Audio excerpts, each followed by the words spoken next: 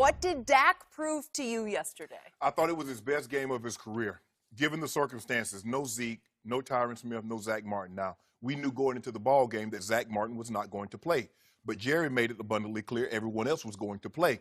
And then at the very last minute, Zeke was a healthy scratch, Tyron Smith was a healthy scratch. And for Dak to play as well as he did, because this was a very similar scenario, Skip, to what he had last year. Remember, 6 games, no Zeke Elliott. 6, 7, 8 games maybe, no Tyron Smith. And Dak was not able to perform like he performed yesterday. And it wasn't, throwing the Blake Jarwin. I wasn't impressed with him throwing the ball from the pocket. Skip, him being able to move outside of the pocket and throw the ball with the accuracy in which he threw the ball with yesterday. And if everyone, when they talk about Dak Prescott, the first thing comes out of their mouth, Skip, is what? Accuracy. He's not as accurate as I think he needs to be. That's what everyone says. But that throw to Cole Beasley, is going to be hard for you to find a better throw at any point in time in the 2018 season than what he did under those circumstances. And give Cole Beasley a catch. And when I saw it, I was like, that's a touchdown. 1 knee equals 2 feet. For him to throw that ball with the accuracy, and he had a couple of those throws. He hit Michael Gallup on the move. He hit Alan Hearns on the move. And the 2-point conversion. I like that because Jason Garrett basically said, look, now I can run the risk, kicking this field goal, kicking this PAT, run the risk of us going into overtime and getting someone hurt. Either I'm going to win it or I'm going to lose it here. But the one thing I'm going to do is I'm going to put the ball in my quarterback's hand, and I'm going to put him on the move and ask that he makes a play. And Dak Prescott made a play. So for me, Skip, this was the most impressive that I've seen. And he's had some impressive. I mean, when you win as many games as he has in his first 3 years, you 2 times you win the NFC East. But I thought yesterday, given the circumstances in which he played with, he was unbelievable. Early it was a little shaky because they, giant Eli was Eli. I expect 2019 to be kind of like 2018 for Eli. He was kind of awful, and he kind of back next year he'll be awful again. But I'm here today, Skip, and I'm very critical. I grade harsh, and I don't oh, Dak did this. No. Yesterday I had to take my hat off.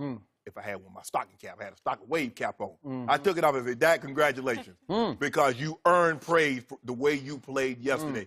In a meaningless ball game, there's nothing. We see a lot of teams, they're deactivating guys, and Tom Coughlin said there are some guys that are unprofessional. You didn't get that from the Cowboys. They played this game as if they're playing for their life to get into the playoffs. And that's what you like to see. Moving forward, what he showed me, he's ready for the playoffs. So, you getting scared? No, absolutely not. See this team going farther and farther and farther in the playoffs? Why can't you just accept the praise that I gave Dak? Because it was grudging praise through clenched teeth from the president of the Cowboy Haters fan club, who finally said, well, I got to give him a little bit of praise. He can't throw it from the pocket, but when he gets outside the pocket, he's really good. That's what I just heard. No. That's not what I said. That's what my turn. Thank you very much. So, Jason Garrett did a really dumb thing yesterday that Dak Prescott turned into a really great thing. Because... You sure that's Jason's call and wasn't Jerry's call? Are you sure? Okay, let's do this. Jason and Jerry did a really dumb thing. Or if you want, just Jerry did a really dumb thing. But obviously it was said all week that Ezekiel Elliott was not going to play. And it was pretty clear all week that Zach Martin and then Tyron Smith were not going to play. And then Tuafilo got hurt early in the game. He was gone, so you're down 3 starting offensive linemen. And you wind up letting your quarterback play the entire game of an entirely meaningless football game, which is the last game of the year. That is high risk insanity to me. And I spent the whole game on the edge of my seat and sometimes rolling on the floor because I just didn't want to see the inevitable, which was somebody was going to get hurt. I thought Van Der Esch got hurt, and I'm still not sure he wasn't hurt worse than they're letting on. He got kicked in the shin by his partner, Jalen Smith, and the look on his face was scary looking. Right. It was the look of, uh-oh, something really bad just happened. He came back on for a PAT and manned up in a spot, you know. But still, I don't know. Did he break a bone? I don't know. Maybe we'll hear something today. Hopefully not. He said it was minor. But I just kept waiting for an incredibly durable quarterback, Dak Prescott, to be in harm's way because the Giants were playing everybody on defense, and they do not like the Dallas Cowboys. And they couldn't spoil their season because the season was already locked up and they still had the game at home next week, the playoff game. But they could sure spoil the whole big picture if they knocked Dak out of the game. And don't think they were thinking about it if they got their shots.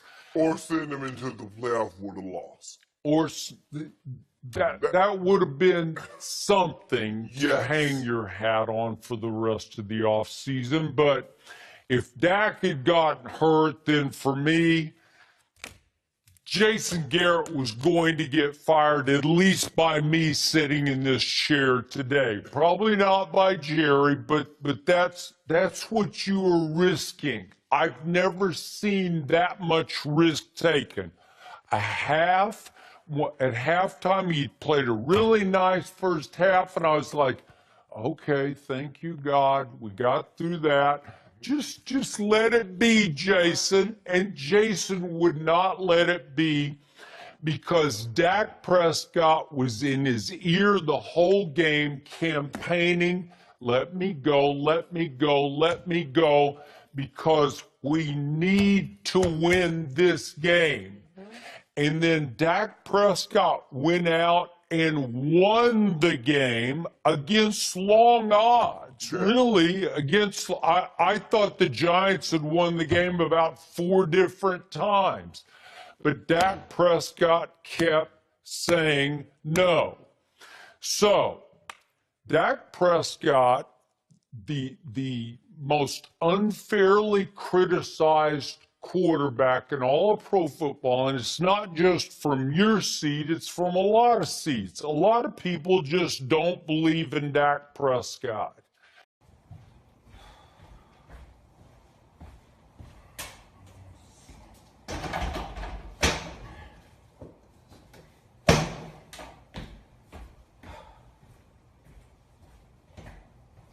Dak Prescott showed you once again he is the biggest reason this team, I believe, is going to go deep into the playoffs. He is the biggest reason this team is going to beat Seattle next Saturday night at Jerry World. He is the driving force of this team, not Ezekiel Elliott, because he showed you yesterday he could get it done without Zeke. But where was that last year, Skip? Yeah, everybody keeps saying Zeke went away for 6 games. You made all these excuses. No Tyron Smith. But when he didn't get it done, it was all their fault because they let him down. Now he gets it done. They don't need him. So last year, the Dallas Cowboys went 9-7, missing Zeke for 6 games, but had Zeke's suspension hanging over the team and distracting the team from the first day of training camp forward. Am I right about that?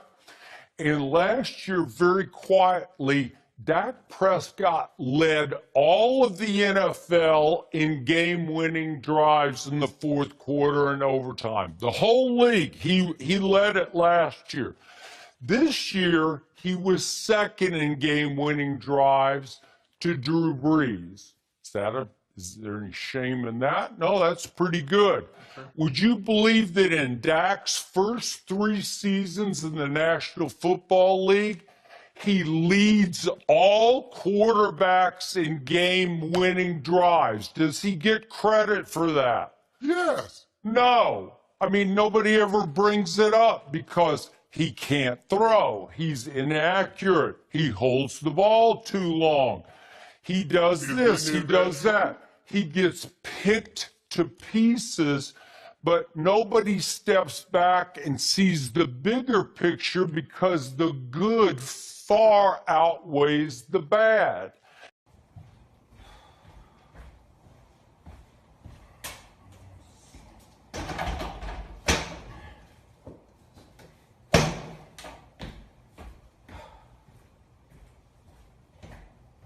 He is the leader of this football team, and he is the fourth quarter clutch playmaker for this football team. Not Ezekiel Elliott. This guy. Well, of course, Skip. Look, it's hard for a running back when he doesn't touch the ball. The quarterback has to hand him or throw him the ball. So normally there's never saying that Terrell Davis doesn't have 25 game-winning drives. That goes to the quarterback. So, Skip, you know everything is catered and weighted towards the quarterback and whether or not he plays well. So he's going to get criticized because he gets all the credit like you're heaping on now. You're not mentioning his offensive line. You're not mentioning guys making plays for him. All you're mentioning is him. So he should get the lion's share of the blame when things go bad. Okay. So without 3/5 of his offensive line and without Ezekiel Elliott yesterday against the starting Giants defense at the Giants, Correct. he throws for almost 400 yards and 4 touchdowns without an interception. So he threw for 148 of those yards in the fourth quarter, including the throw of the day in the National Football League. That was something. I'm with you. Again, he bolts the pocket left. He's throwing crossbody against his body, and he throws a strike to little measly Beasley, who he got his knee down. It was a big-time catch. Olivier Vernon had him dead to right. He blew by the left tackle, and Dak had enough presence to spit wheel out, almost Tony Romo-esque. It was. And then he threw a strike. Please don't put Tony Romo in the same sentence with Dak Prescott because he doesn't deserve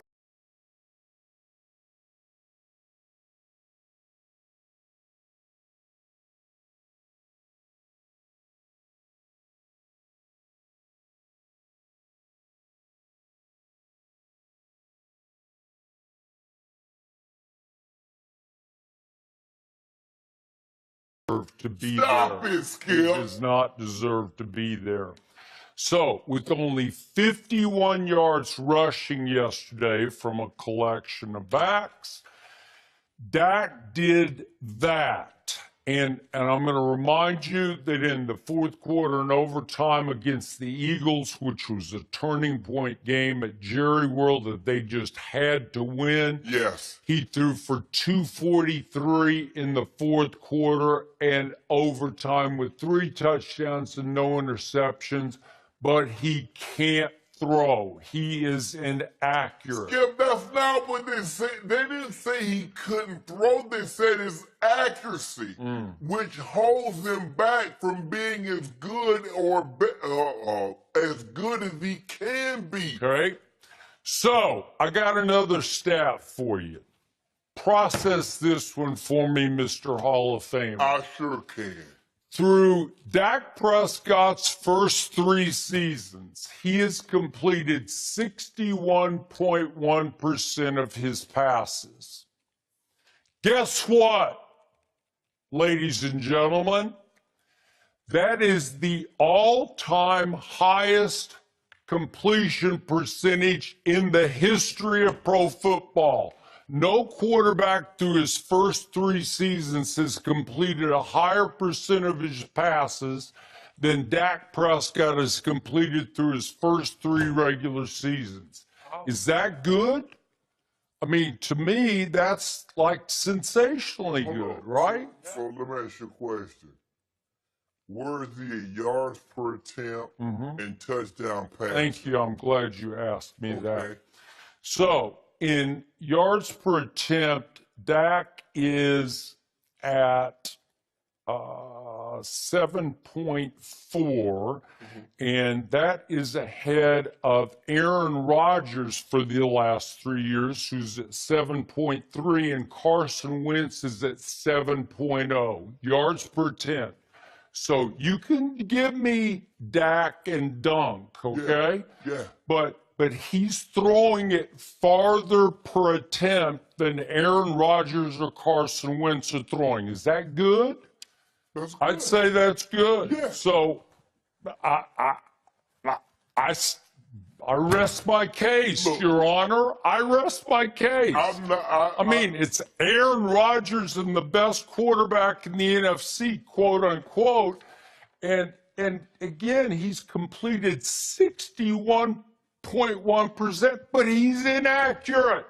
He can't throw, but he's completed the most anybody's ever completed. in the first 3 seasons. In the first 3 seasons, but it's hard, man. He's got thrown into the fire as a rookie.